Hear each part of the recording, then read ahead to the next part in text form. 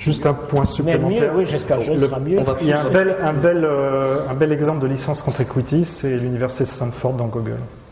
Et ils ont, je ne sais plus combien, mais c'est vertigineux en fait la capitalisation qu'ils ont. Je connais bien le sujet et franchement, c'est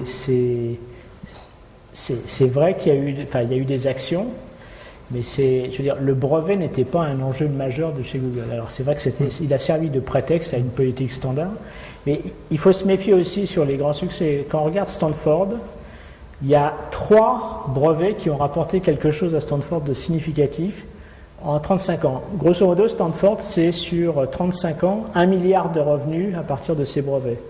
Donc 1 milliard, c'est beaucoup. Divisé par 35, ça fait plus que 30, 33, donc c'est déjà un peu moins. Et sur ce milliard, il y a 3 brevets qui ont rapporté environ 750-800 millions. C'en est un par décennie, grosso modo. Il y en a un qui était sur la synthèse de son qui a été vendue à Yamaha. Il y a celui sur l'ADN recombinant.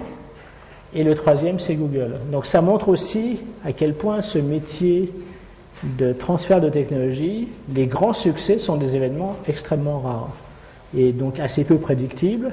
Et par conséquent, les gens qui font ce métier, ils savent qu'ils sont en train de manipuler des choses qu'il est difficile de prédire. C'est un peu comme la recherche. Il n'y a pas de garantie du résultat, ça c'est une chose qui est sûre.